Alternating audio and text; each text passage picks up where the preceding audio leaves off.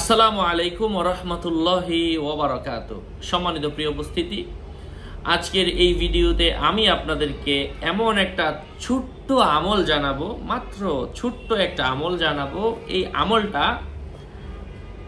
আপনি বালিশের মধ্যে মাথা রেখে যদি কয়েকবার পাঠ করেন, 11 বার পাঠ করেন, এভাবে কয়েকদিন করেন, ইনশাআল্লাহ আল্লাহ পাক আপনাকে ধন সম্পদ দান করবেন।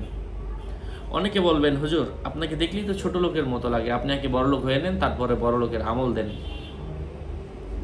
এটা কোরআন এবং হাদিসের আমল, আল্লাহ রসুল সাল্লাল্লাহু আলাইহি ওয়াসাল্লামের মুখ থেকে বের হওয়ার মতো আমল।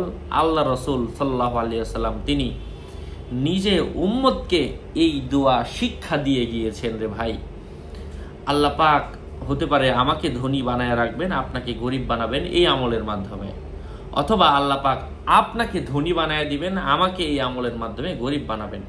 তবে ইয়াকিনের সাথে চাইতে হবে। আমার আল্লাহ বলেন, ইন্নাল্লাহা মা'আস সাবিরিন, আমি ধৈর্য ধারণকারীদের সাথে আছি। যদি আজকের এই ভিডিওটা আপনার সামনে গিয়ে থাকে, হতেও পারে এটা এই ভিডিওটা আপনার লাক চেঞ্জ করে দিবে, আপনার ভাগ্য পরিবর্তনের কারণ হয়ে দাঁড়াবে এই ছোট্ট একটা ভিডিও। যাই হোক, সম্মানিত প্রিয় উপস্থিতি, ভিডিওটা কন্টিনিউ করবেন, আশা করছি আপনি উপকৃত হবেন আল্লাহ রাসূল সাল্লাল্লাহু আলাইহি ওয়াসাল্লামের এই হাদিস শুনে, জেনে, বুঝে পাঠ করে, এবং আপনার মনে আল্লাহ পাক একটা শান্তি দান করবেন। মুহূর্তের মধ্যে আপনি শান্তি পাবেন যে আল্লাহর কালাম, আল্লাহ রাসূল সাল্লাল্লাহু আলাইহি ওয়াসাল্লামের মুখ থেকে বের হওয়া কথা এটা মিথ্যা হতে পারে না। এই আমলের মাধ্যমেই তো হাজার মানুষ হাজারো কাজ করছে, হাজারো ধরনের উপকার আল্লাহ পাক দান করছেন, হাজারো মানুষকে ধনী বানায় দিচ্ছে। আল্লাহর খাজানায় কোনো কিছুরই কমতি নাই। আমি একটা হাদিস মনে পড়ে গেল, হাদিসের মধ্যে এসেছে আল্লাহ তাআলার যেই আরশে কুরসি, যে চেয়ার, এটা অনেক অনেক বড়। আল্লাহর তো নিরাকার, আকৃতিহীন, তো এটা অনেক বড়। আসলে আল্লাহর উদাহরণ আমি কিভাবে দিয়ে বোঝাই, সেই ভাষা আমার তৈরি হয় নাই। তবে আমি এতটুকু বলতে পারি, আমরা যেই নিচের, সবার নিচে, 7 আসমানের নিচে আছি, এই আসমানের নিচে কিন্তু অনেকগুলা গ্রহ আছে, বিজ্ঞানীরা বের করছে, এবং লাখো লাখো কোটি গ্রহ আছে, বিজ্ঞানীরা জানে না। দেখতেছে গোল গোল বল ঘুরতেছে, পড়তেছে, এখানে যায় ওখানে যায়, বিভিন্ন পরিবর্তন হয়, মধ্যাকর্ষণ সৃষ্টি হয়, কত কিছু হয়। বিজ্ঞানীরা কিছু গ্রহ বের করেছে, শত হতে পারে, হাজার হতে পারে, কিন্তু এমন আরো লাখো লাখো কোটি কোটি গ্রহ। পৃথিবী হচ্ছে একটা গোল বল, একটা গ্রহ। এই একটা ছোট গ্রহর মধ্যে কত কিছু, ঠিক এমন তো আরো লাখো লাখো কোটি কোটি গ্রহ। আমরা আপনারা যারা সাধারণ জ্ঞান অল্প ক্লাস 3-4 পড়েছেন, তারাও পড়েছেন, রবি আছে, বুধ আছে, একটা গ্রহ মিলে একটা গ্যালাক্সি হয়। তো গ্যালাক্সি তো গ্রহ থেকে আরো বড়, পৃথিবী তো এটা মাত্র একটা গ্রহ, ছোট। যেমন লাখো লাখো কোটি কোটি কিছু গ্রহ বিজ্ঞানীরা বের করেছে, এবং লাখো কোটি গ্রহ আছে, অনেকগুলা গ্যালাক্সি আছে, যেগুলা হয়তো পারে বিজ্ঞানীরা আরো কিছু বের করেছে, আরো কোটি কোটি বের করতেই পারে নাই। এটা হচ্ছে 7 আসমানের নিচের খবর। তো এই 7 আসমানের কাছে, মানে 7 আসমানের কাছে 6 নম্বর আসমান বলতেছে যে 6 নম্বর আসমান অনুযায়ী 7 নম্বর আসমান ছোট্ট একটা বল, একটা ছোট বল। তো এই বলের নিচে দেখেন না কত কিছু। তো আবার আরো হাদিসের মধ্যে এসেছে, বুখারীর হাদিস, তারপরে 5 নম্বর আকাশ অনুযায়ী 6 নম্বর আকাশটা একটা ছোট বল। ঠিক এরকম ভাবে 1 আসমান থেকে 2 আসমানটা একটা বল, 2 আসমানও একটা বল, 2 থেকে 3 নম্বরটা আরো ছোট বল, 3 থেকে 4 আরো ছোট, 4 থেকে 5 আরো ছোট, 5 থেকে 6 আরো ছোট, 6 থেকে 7 এটা আরো ছোট। তো 7-এর নিচের একটা ছোট গ্রহের মধ্যে আছি আমরা। এ নিয়ে কত খেলতামাশা, কত বাহানা, কত কিছু আমরা বলতেছি, কত কিছু করে ফেলবো।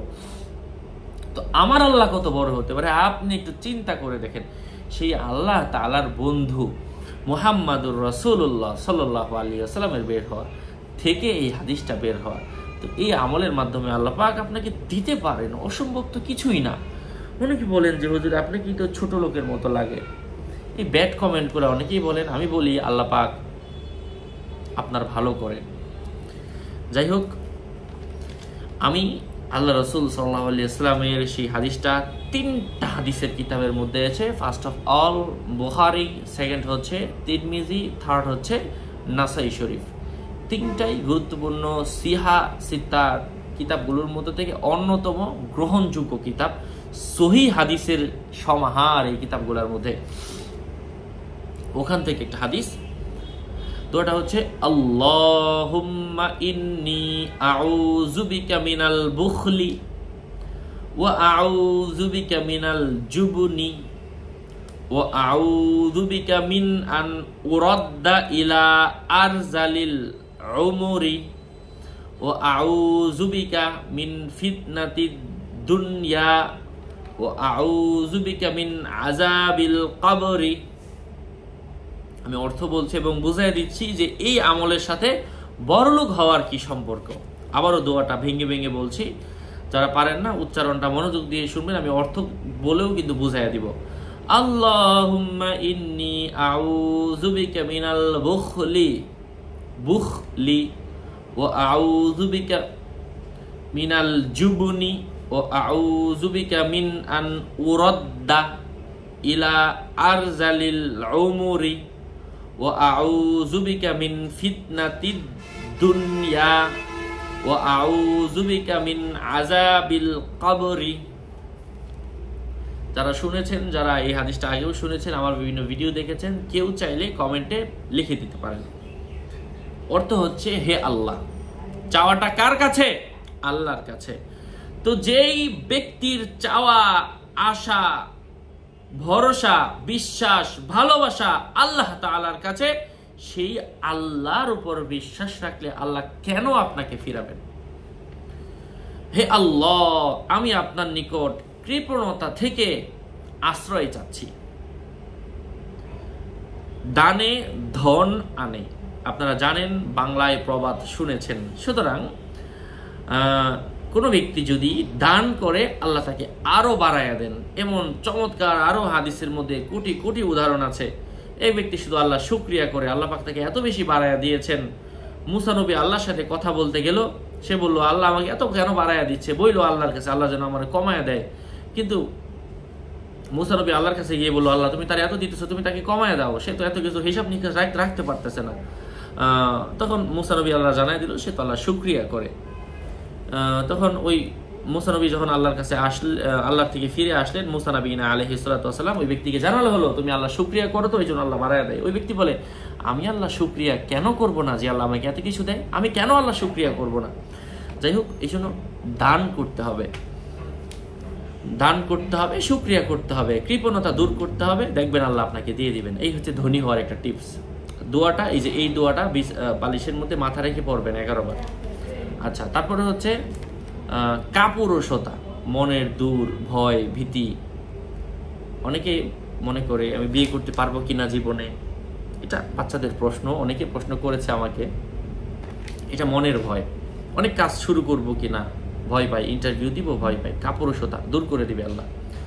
এবং বার্ধক্য জনিত অকর্মণ্যতার পৌঁছা থেকে, মানে বার্ধক্যের সময় অবস্থা খারাপ হয়, তখন পৌঁছা থেকে, এবং কবরের আযাব থেকে আল্লাহর কাছে আশ্রয় চাচ্ছি।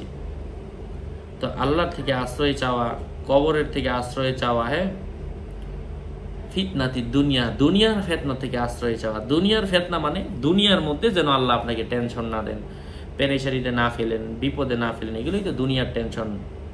এগুলো থেকেও আল্লাহ আপনাকে মুক্তি দান করবেন এই আমলের মাধ্যমে। দুনিয়ার টেনশনই তো গরিব হওয়া, টাকা থাকলে তো আপনি অনেক কিছু করতে পারছেন। তো এই জন্য এই হাদিসের উপর নির্ভর করে বলা হয়েছে, আল্লাহর কসম, আল্লাহ আপনাকে দান করবে। আমি দোয়া করি, ইয়া রব্বে কাবা, কাবার ওসিলায় আল্লাহ, আপনার নামের ওসিলায় যে বা যারা দেশে প্রান্তে যে যেখান থেকে আছে গো আল্লাহ, আপনি সকলের নেক আশাগুলোকে পূরণ করে দেন, সবাইকে ধন্যটা দান করুন। আমিন। আপনার রাসূলের মুখ থেকে বের হওয়ার ওসিলায় এটা আমরা পড়ছি, এই দোয়াটা আপনি কবুল করে নেন। আমিন। আরও আপডেট পেতে সাথেই থাকবেন, সুস্থ থাকবেন, ভালো থাকবেন। আপনাদের মঙ্গল এবং দীর্ঘায়ু কামনা করেই এখানেই শেষ করছি। যদি এই ভিডিওটা একটুও ভালো লেগে থাকে, অবশ্যই লাইক, কমেন্ট, শেয়ার, সাবস্ক্রাইব করতে ভুলবেন না।